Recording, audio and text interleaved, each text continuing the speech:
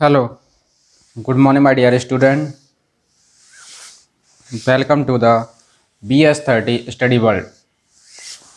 आपका स्वागत है BS30 स्टडी वर्ल्ड चैनल पे। तो देखिए, लास्ट क्लास में अपन ने डिस्कस किया था कि ए प्लस आइटा बी फॉर्म में कॉम्प्लेक्स नंबर को किस तरीके से कन्वर्ट कर दिया जाता है। मतलब आपने क्या निकाल लिया था, a plus iota B form find out करना आपने सीख लिया था, जिसमें ए पार्ट क्या कहलाता था आपके पास, रियल पार्ट कहलाता, बी पार्ट क्या कहलाता था आपके पास, इमेजिनरी पार्ट कहलाता था। तो उस तरीके से अपन क्या फाइंड आउट कर सकते थे, a plus iota B form of complex number. क्योंकि जब तक आपको पास में ये चीज़ समझ में नहीं आएगी तब तक आप आगे का क्वेश्चन सॉल्व नहीं कर सकते। तो इसके लिए आप क्या कीजिए, इससे पहले वाला आपका वीडियो है, पहले वाला लेक्चर है, वो आप देखिएगा। ठीक, तो इसके लिए सब जब आपने a plus iota B form निकाल लिया, अब ए प्लस आइटा बी फॉर्म निकालने के बाद में अब आपको निकालना होता है क्या, जिसको अपन बोला जाता है, क्या निकालना होता है आपके पास में, मैग्नीट्यूड, जिसी का दूसरा नाम बोला जाता है मैग्नीट्यूड और मॉडुलस। मैग्नीट्यूड और modulus of complex number. Magnitude and modulus of complex number, ये चीज़ फाइंड आउट करनी होती है। ठीक है, और इसी के साथ साथ अपने पास में दूसरी चीज़ है, नंबर एक अपन इसके बारे में पढ़ेंगे, नंबर टू एक पढ़ेंगे अपने पास में जिसको बोला जाता है आपके पास में आर्ग्यूमेंट, एंड दूसरा नाम है इसका एम्पलीट्यूड। एम्पलीट्यूड ऑफ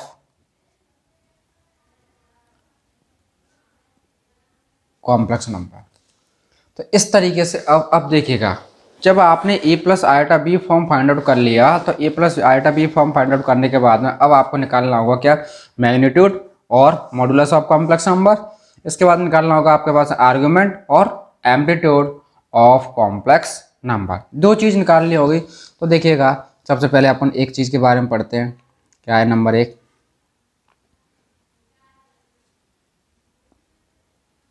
मैग्नीट्यूड, जिसको अपन क्या बोल रहे हैं, modulus, modulus of complex number. तो इसको डिनोट कर दिया जाता है आपके पास है, आर से डिनोट कर दिया जाता है। तो देखिए ये क्या होता है आपके पास है, मॉडुलस और आर इज इक्वल टू होता है आपके पास में कि root square of real part और plus imaginary part. Root square of real part plus imaginary part. Root square of real plus root square of imaginary,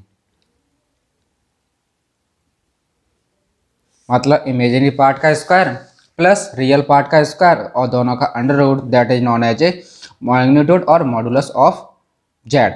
तो इसी को अपन आर इस तरीके से लिख सकते हैं, जब आपके पास में जेड इक्वल टू ये दे रखा हो क्या, ए प्लस आयोटा बी। तो रियल पार्ट ये रहा, इमेजिनरी पार्ट आपके पास है ये रहा, इन दोनों का क्या करना है आपके पास है अंडर रूट में स्क्वायर। तो ये हो जाएगा आपके पास है a square plus B square, that is known as a amplitude of magnitude of complex number. That is known as a क्या, मैग्नीट्यूड ऑफ कॉम्प्लेक्स नंबर। यहाँ से अब आगे चलिएगा आप, दूसरा था आपके पास में क्या था कि amplitude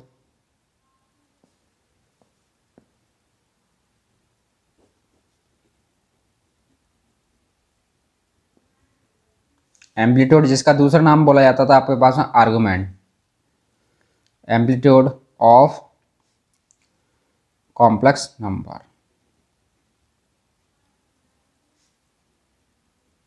amplitude of complex number. तो देखिएगा यहाँ पर जब आपके पास एम्पलीट्यूड ऑफ कॉम्प्लेक्स नंबर निकाल रहे हैं, तो इसके लिए क्या करना होता है आपको, इसको डिनोट कर दिया जाता है किससे, थीटा से। इसको डिनोट कर दिया जाता है किससे, थीटा से। तो थीटा इज इक्वल टू होता है आपके पास में tan inverse B upon a, means imaginary part upon real part, tan inverse B upon a. जब आप ये सारी चीज़ निकाल लेते हो तो that is known as a argument या एम्पलीट्यूड ऑफ कॉम्प्लेक्स नंबर, और उसको बोला जाता है मैग्नीट्यूड और मॉडुलस ऑफ कॉम्प्लेक्स नंबर। तो देखिए, अगर आपके पास में कोई क्वेश्चन दे रखा होता है तो उसको आप किस तरीके से मैग्नीट्यूड निकालते हो, किस तरीके से एम्पलीट्यूड निकालते हो, तो उसके लिए अपन क्या करते हैं, आगे कोई क्वेश्चन लेते हैं उसको अपन सॉल्व करते हैं। देखिए किस तरीके से सॉल्व करते हैं। सपोज दैट आपके पास में कोई क्वेश्चन दे रखा है 2 - 4 आयोटा अपॉन 2 आयोटा, ये दे रखा है। अब इसके लिए आपको क्या करना है, फाइंड द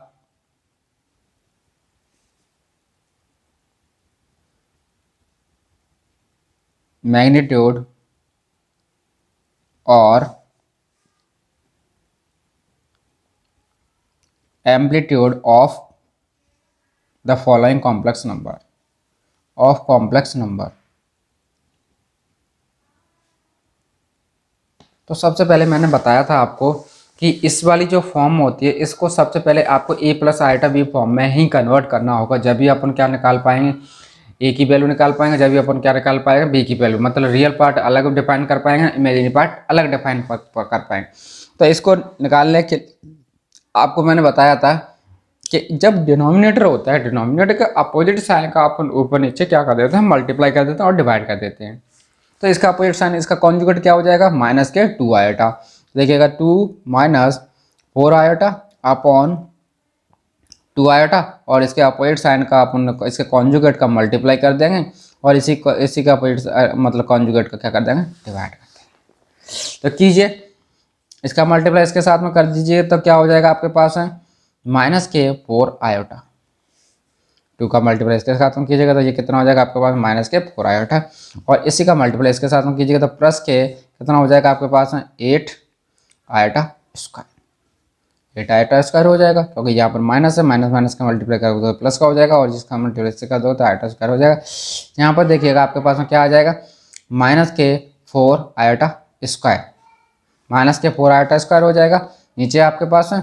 अब देखिए इसको सॉल्व कीजिएगा तो यहाँ पर कितना बच जाता है आपके पास में, माइनस के 4 आयोटा प्लस 8 आयोटा स्क्वायर की वैल्यू कितनी हो जाती है आपके पास में, -1 अपॉन ये कितना हो जाएगा, 4 आयोटा स्क्वायर की वैल्यू कितनी हो जाती है आपके पास में, -1। तो इसको आप क्या कर सकते हो, यहाँ से आप सॉल्व कीजिएगा तो ये आ जाएगा आपके पास में। इस वाले की चीज़ को मैं पहले लिख लेता हूँ, इस वाली चीज़ को मैं बाद में लिख लेता हूँ। तो ये कितना हो जाएगा आपके पास में, माइनस का 8 - 4 आयोटा अपॉन कितना हो गया ये, प्लस का 4, प्लस का 4 हो गया। आप देखिए ऊपर से कॉमन लीजिएगा, ऊपर से कॉमन लीजिएगा तो कितना आ जाएगा आपके पास में, कॉमन आ जाएगा 4 आ जाएगा, और यहाँ पर बच जाएगा आपके पास में 2 माइनस का और माइनस का आयोटा अपॉन 4। 4 से 4 क्या हो जाएगा, कैंसिल आउट हो जाएगा। तो आपके पास वैल्यू आ गई कितनी, माइनस के 2 माइनस के आयोटा। ठीक है, ये आया अभी आपके पास में किस वाली फॉर्म में, a plus iota b form में आया है। अब इसके बाद आपको निकालना होगा क्या, मैग्नीट्यूड एंड एम्पलीट्यूड। तो माइनस के 2 माइनस के आयोटा आया है आपके पास में, कितना आ गया, माइनस के 2 माइनस के आयोटा। तो देखिए अब मैग्नीट्यूड या modulus of Z equal to क्या होता है, r इक्वल टू क्या होता है आपके पास में, क्या रियल पार्ट जिसको अपन बोला जाता है a square plus B square under root में, a square plus B square हो जाएगा किस में, अंडर रूट में a square plus B square. तो a की वैल्यू यहाँ पर बताइए कितना हो जाएगा, माइनस के 2, एंड b की वैल्यू कितनी है आपके पास में, माइनस के 1। दोनों वैल्यूओं को पुट कीजिएगा, जिसको अपन क्या बोल रहे हैं आपके पास मैग्नीट्यूड। तो मैग्नीट्यूड r इक्वल टू जिसको अपन दूसरी लैंग्वेज में मॉडुलस भी बोल देते हैं, modulus.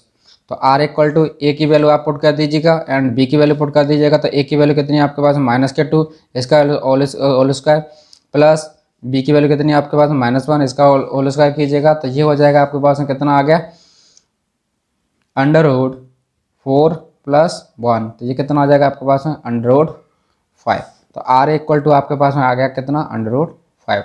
That is known as a modulus of Z या मैग्नीट्यूड ऑफ जेड। इसी को अपन क्या बोलते थे, मॉडुलस ऑफ जेड या मैग्नीट्यूड ऑफ जेड, जिसको आप स्मॉल r से भी डिनोट कर देते हैं कभी कभी। ठीक है, अब इसके बाद निकालिएगा आप कितना, जिसको अपन क्या बोल देते हैं, आर्ग्यूमेंट a r आर्गुमेंट, तो आर्गुमेंट का दूसरा नाम होता है आर्गुमेंट या एम्पलीट्यूड।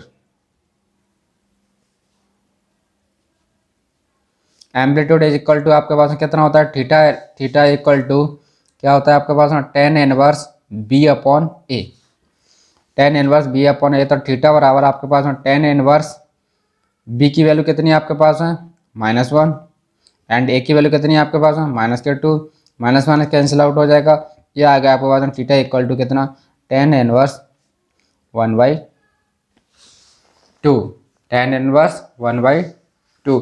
अगर यहाँ पर अपन को कोई इसके 1/2 10 में वैल्यू पता है तो अपन 10 में वैल्यू पुट कर सकते हैं, और पुट करने के बाद में फिर क्या कर देंगे 10 से 10 कैंसिल आउट कर देंगे, तो बहुत थीटा इक्वल टू क्या निकल जाएगा आपके पास में जो भी वैल्यू अपन बनती है वो अपन बन सकती है।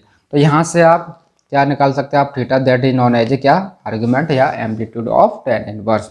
तो इस तरीके से अपन क्या करते हैं वैल्यू निकाल दें किसकी एम्पलीट्यूड की, और इस तरीके से क्या निकाल देते हैं अपन मैग्नीट्यूड की वैल्यू निकाल सकते हैं।